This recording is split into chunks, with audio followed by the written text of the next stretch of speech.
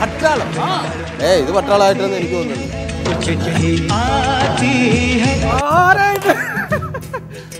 മനസ്സിലായില്ല.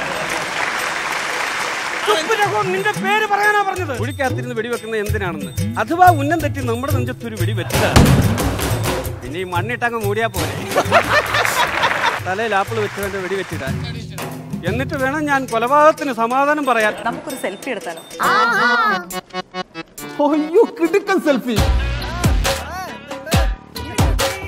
You know, so I think കല്യാണം കഴിച്ചോ?